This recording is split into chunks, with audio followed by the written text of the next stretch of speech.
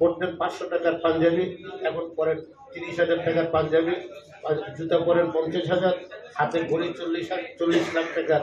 ওনারা হঠাৎ করে ওনাদের চেহারাতে যে রসনায় আসলো। কয়েকজন উপদেষ্টা আছেন যারা ছাত্র রাজনীতি, এরা হলে থাকতেন, মেসে থাকতেন, টিউশনি করতেন।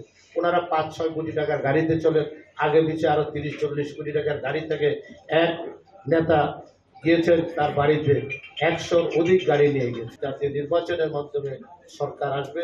জাতীয় সরকার ছাড়া, নির্বাচিত সরকার ছাড়া দেশের এই সংকট মোচন করার কেউ নেই। যদি 90-র গণঅভ্যুত্থানের পরে বিচারপতি শাহাবুদ্দিন অতি দ্রুত নির্বাচন না দিতেন, তাহলে সেদিনও জাতি একটা অন্ধকারাচ্ছন্নে পরিণত হতো। অতএব এখনো আমরা বলতে চাই, জাতিকে রক্ষা করতে হলে এই সমস্ত অজুহাত সৃষ্টি করে, আমি এখানে সুস্পষ্টভাবে বলতে চাই, কয়েকজন উপদেষ্টা করেছেন, কয়েকজন উপদেষ্টা আছেন যারা ছাত্র রাজনীতি, এরা হলে থাকতেন, মেসে থাকতেন, টিউশনি করতেন। ওনারা 5-6 কোটি টাকার গাড়িতে চলেন, আগে পিছে আরো 30-40 কোটি টাকার গাড়ি থেকে এক নেতা গিয়েছেন তার বাড়িতে 100-র অধিক গাড়ি নিয়ে গেছে। অতএব ওনারা হোটেল ইন্টারকন্টিনেন্টালে 5 কোটি টাকা দিয়ে ইফতার করেন।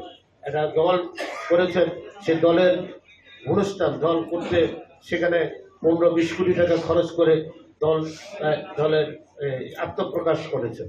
ওনারা চলাফেরা করেন, খাওয়ার আগে পড়তেন 500 টাকার পাঞ্জাবি, এখন পরেন 30,000 টাকার পাঞ্জাবি, আর জুতা পরেন 50,000, হাতে ঘড়ি 40 লাখ টাকার। ওনারা হঠাৎ করে ওনাদের চেহারাতে যে রসনায় আসলো। অতএব প্রশাসনে ফোর্স করে অমুককে অমুকখানে দিতে হবে, অমুককে বদলি করতে হবে। এর থেকে জাতি মুক্তি চায়। আমি সমস্ত ব্যবসায়ীদের কাছে আলাপ করে, আমাদের আমি বাণিজ্য মন্ত্রণালয়ে ছিলাম, ব্যবসায়ীরা বলেন, ভাই কবে আমরা মুক্তি পাবো? কারণ এরা এসে আমাদের বলে আমার এই কাজটা দিতে হবে, আমার অমুকের এই কাজ দিতে হবে।